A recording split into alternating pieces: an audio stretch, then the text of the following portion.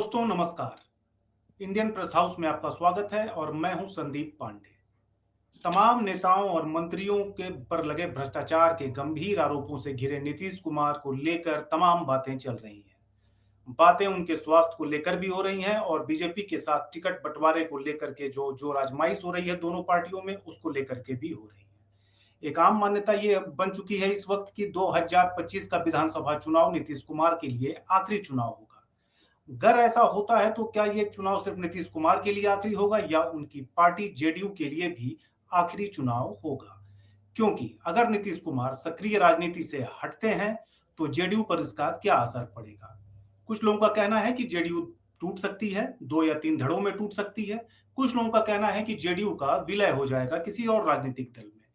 इन सभी शंकाओं और चर्चाओं पर बातचीत करने के लिए हमारे साथ जुड़ चुके हैं 2 वरिष्ठ पत्रकार विनय जी और दीपक जी। आप लोगों का बहुत बहुत स्वागत है इंडियन प्रेस हाउस में।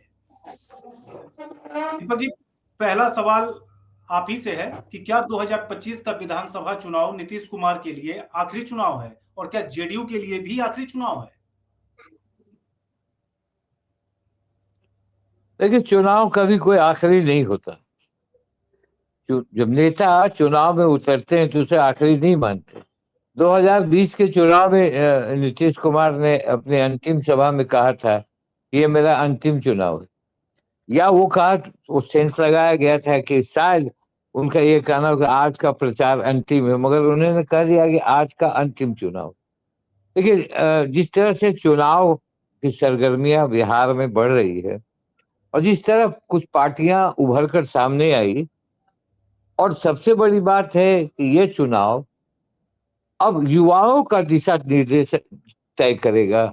यूथ पॉलिटिशियंस जो हैं वो बिहार के पॉलिटिक्स में अब आने वाले 5 वर्षों के लिए काबिज होंगे, और उनका जो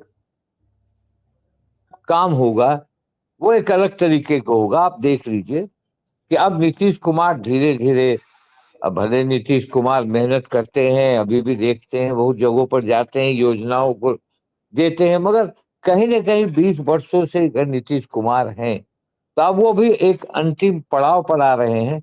लालू प्रसाद यादव अब अस्वस्थ हो चुके हैं, रामविलास पासवान दिवंगत हो चुके हैं, उसके अलावा शरद यादव, ऐसे जितने भी नेता जो सोशलिस्ट थे और जो जेपी मूवमेंट के बड़े कद्दावर नेता थे, जिनके इशारे पर बिहार और देश की राजनीति चलती थी, अब वो थोड़े साइड लाइन पर। अब आ गया जमाना, अब जमाना नए लोगों का आ रहा है। जिस तरह से आप देखिए, तेजस्वी हैं, चिराग हैं, प्रशांत किशोर भी आ गए हैं। ये एक नया माहौल बन रहा है। तो मामला दिलचस्प होगा 25 का चुनाव, और 25 का जो चुनाव होगा वो चुनाव नीतीश फिर कुमार वही को होगा। नीतीश कुमार को लेकर के जो शंकाएं व्यक्त की जा रही हैं वो उनके स्वास्थ्य से जुड़ी हुई पहली शंका है। क्या नीतीश कुमार का स्वास्थ्य बिल्कुल ठीक है? क्या वो अभी आगे 2 4 5 साल और एक्टिव रहने की स्थिति में हैं? देखिए, नीतीश कुमार के पास न खोने को है, अब न पाने को है। नीतीश कुमार ने जो राज किया बिहार में 20 वर्षों तक, और बहुत छोटी संख्या के साथ, और बड़े अपने टर्म्स और कंडीशन के साथ, तो अब खोना क्या उनको? अब खोना यही है कि उम्र का एक पड़ाव है। अब उस पड़ाव के बाद उनको आराम करना है, या किसी नए चेहरे को अपने पार्टी का सिरमौर बनाना है। अब सिरमौर बनाने के लिए उनके यहाँ जो निशांत की बातें होती हैं, अंततो गतवा उनको तो एक अपनी बनाई हुई पार्टी को जिंदा करने के लिए तो उनको लाना पड़ेगा। उसके अलावा जिस तरह से आपने आरजेडी में देखे, लालू ने अपनी पार्टी बनाई, रीजनल पार्टियों की बात मैं कर रहा हूँ, रीजनल वो पार्टियों का ये पार्टी पैटर्न बनाई। बना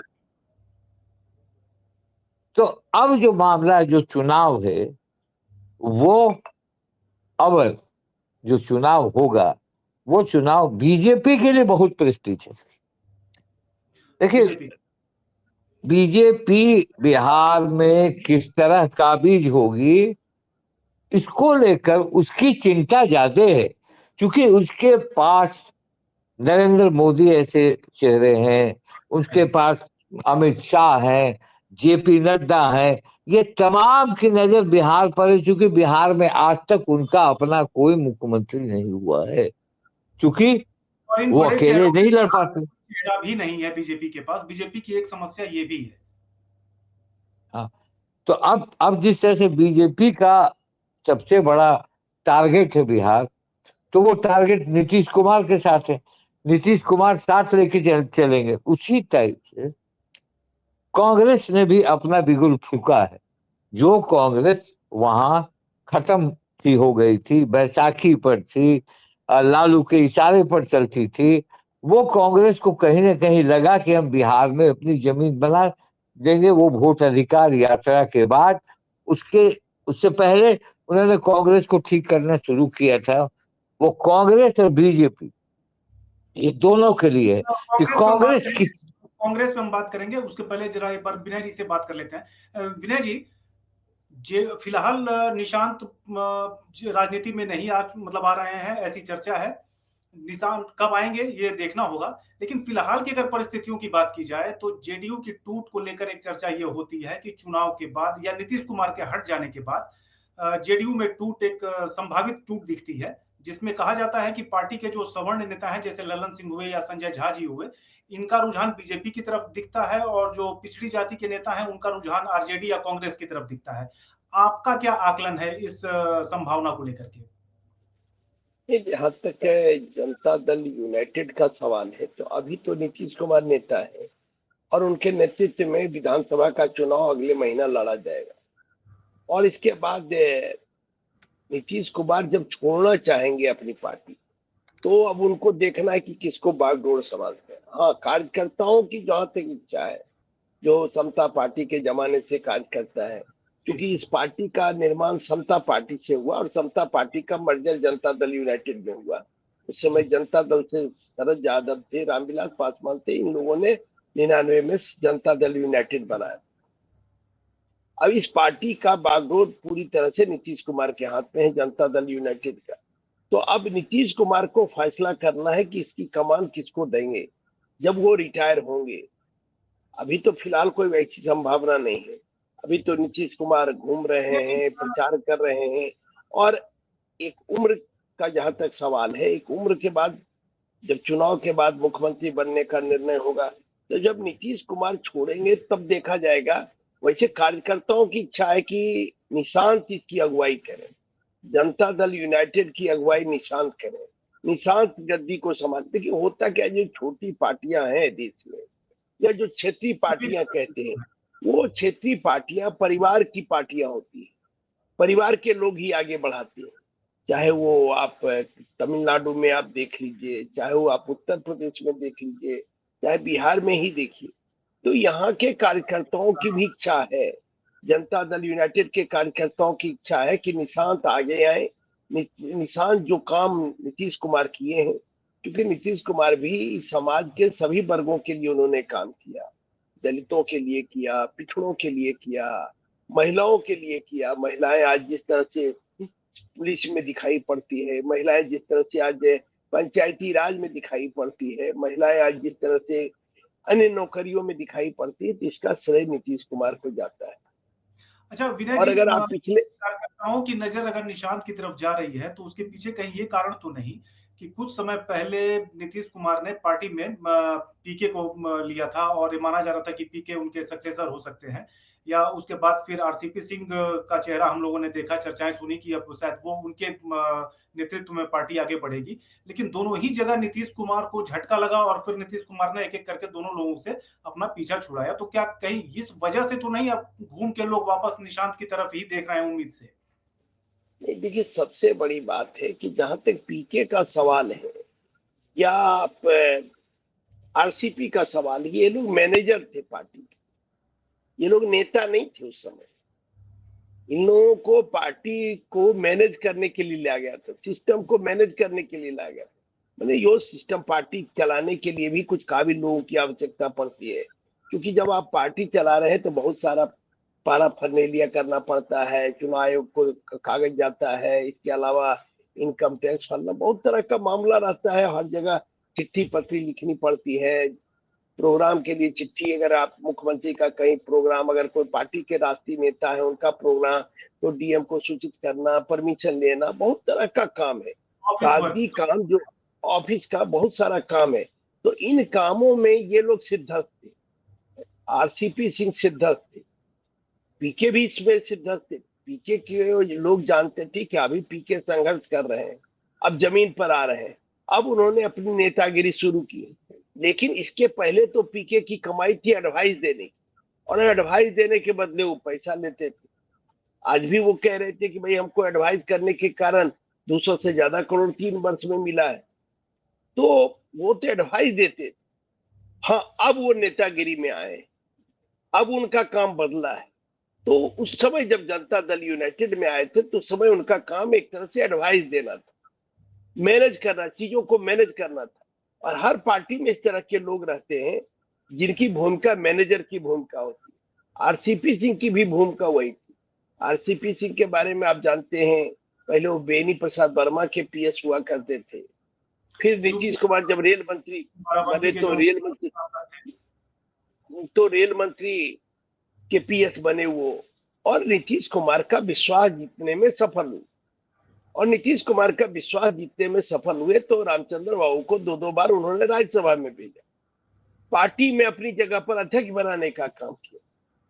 लेकिन अगर आप नीतीश कुमार के इशारे को नहीं समझेंगे तो फिर आप कहीं के नहीं रहेंगे, क्योंकि आप भी पार्टी में अगर सूर्य है तो नीतीश कुमार है, बाकी तो चांद है। चांद में चमक तभी है जब सूर्य से उसको शक्ति मिलती। तो भाई सूर्य तो इन पार्टियों में क्या है, जो एक पार्टी व्यक्ति विशेष की पार्टी होती है उसमें तो एक ही नेता होता है, और नेता की शक्ति से आप चमकते हैं। तो वहां पर आरसीपी पिछले चुनाव में हमने देखा कि चिराग पासवान ने जेडीयू को बड़ा डैमेज किया था। इस बार के चुनाव में क्या माना जाए कि जेडीयू को सबसे ज्यादा डैमेज कौन करने जा रहा है? चिराग पासवान, प्रशांत किशोर, बीजेपी खुद या आरजेडी? आपको क्या लगता है? नहीं, देखिए, जहां तक लोक जनशक्ति पार्टी का सवाल है, अभी तो पार्टी 2 गुटों में है। लेकिन जो लोक जनशक्ति पार्टी जब 2000 में बनी थी, रामविलास पासवान इस पार्टी का निर्माण उन्होंने किया, तब से आज तक पार्टी कभी जदयू के साथ मिलकर चुनाव नहीं लड़ी।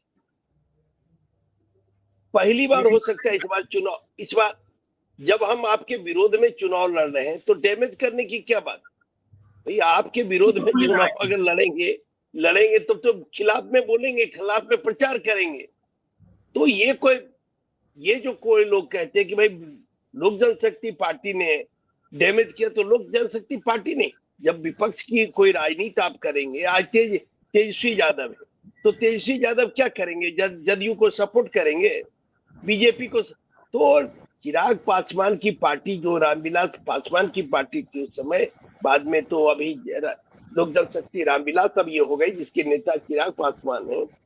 तो वो पार्टी उस समय तो 2000 के चुनाव के 20 के चुनाव के समय तो कुछ ही समय पहले रामविलास जी का निधन हुआ था और चुनाव प्रक्रिया शुरू होने वाला था, तब तक तो रामविलास जी जीवित भी थे, उनको भी चीजों की जानकारी थी। ये आपने बड़ी अच्छी बात बताई है कि लोक जनशक्ति पार्टी कभी भी नीतीश कुमार के साथ मिलकर के चुनाव नहीं लड़ी है, भले ही वो एनडीए गठबंधन में साथ में रहे हों। तो ये कारण क्या है इन दोनों पार्टियों के कभी आपस में नहीं बन पाने का? नहीं, देखिए, सबसे बड़ी बात है जो नरेंद्र मोदी की अगुवाई वाली भारतीय जनता पार्टी है, इस पार्टी के साथ नेचुरल एलाइज के रूप में लोक जनशक्ति पार्टी रही। जब 13 में नरेंद्र मोदी के नाम पर नीतीश कुमार अलग हो गए थे एनडीए से, लंबे समय तक एनडीए में रहने के बाद नरेंद्र मोदी की अगुवाई में जब सरकार बनने की बात हो रही थी, या उनको नेता के रूप में मान्यता मिली थी कि उनकी अगुवाई में चुनाव लड़ेगा भारतीय जनता पार्टी, तो नीतीश अलग। और उस समय लोक जनशक्ति पार्टी नरेंद्र मोदी के साथ आई और नरेंद्र मोदी को प्रधानमंत्री बनाएंगे इसके लेकर चिराग पासवान रामविलास पासवान में 2014 में कैंपेन की। और तब से लोक जनशक्ति पार्टी आज तक रामविलास पासवान की जो पार्टी है वो नरेंद्र मोदी के साथ। तो ये नेचुरल एलाई। हाँ, बिहार में अलग अलग निश्चित रूप से चुनाव लड़ते हैं, लेकिन पिछले चुनाव में भी बीजेपी के खिलाफ लोजपा ने चुनाव नहीं लड़ा, 2-4 सीटों को अगर छोड़ दीजिए जहां लड़ाना जरूरी था, बाकी सीटों पर जेडीयू के लोजपा खिलाफ लड़ी, क्या कहा जेडीयू के आपने? खिलाफ लड़ी, लोक जेडीयू के जनशक्ति खिलाफ उन्होंने, हाँ, क्योंकि उसके खिलाफ तो शुरू से लड़ते रही, जब से पार्टी बनी तब से लड़ते रही लोक जनशक्ति पार्टी, कोई नई बात नहीं है। हाँ, ये इस बार लड़ाई संभावना, ये लड़ाई हमको इस आने बार वाले विधानसभा चुनाव में भी देखने को मिल सकती है। नहीं, इस बार संभावना है कि एनडीए एकजुट होकर लड़ेगी, और इस एनडीए में पहली बार हो सकता है लोक जनशक्ति पार्टी और जदयू साथ मिलकर लड़े, ये संभावना है, क्योंकि सब लोग समझ रहे हैं कि इस बार की लड़ाई कठिन लड़ाई है। बिहार की लड़ाई आसान लड़ाई नहीं है, क्योंकि एक महागठबंधन और एक एनडीए का गठबंधन। ऐसी क्या परिस्थितियां बदल गई कि इस बार बीजेपी और जेडीयू के लिए ये लड़ाई मुश्किल नजर आ रही है? नहीं, अगर पिछला चुनाव भी आप देखेंगे तो महागठबंधन और जदयू के गठबंधन के बीच जो वोटों का अंतर केवल 12,000 वोटों का अंतर जी, अब कुछ ही सीटों का अंतर था, बहुत नॉमिनल सीट से 123 या 124 सीट जीतने में एनडीए गठबंधन कामयाब हुआ था, बाकी कुछ निर्दलीय वगैरह के सहयोग से 127-28 सीट पहुंचा था एनडीए गठबंधन। तो उस समय और 100 से ज्यादा सीट, करीब करीब 116 सीट के आसपास से भी महागठबंधन के पक्ष में वो आंकड़ा आ रहा था, तो थोड़ा सा ही का अंतर था। इस बार भी वही लड़ाई दिखाई पड़ रही है। अच्छा, ये लड़ाई में दीपक जी आपसे एक आखिरी सवाल लेना चाहेंगे। इस बार आप अभी कह रहे थे कि कमान जो है बिहार की युवाओं के हाथ में जा सकती है, तो क्या कारण लग रहा है, किन मुद्दों के आधार पर चुनाव होने जा रहा है जिसमें आपको ऐसा लग रहा है कि परिवर्तन की आहट हो सकती है?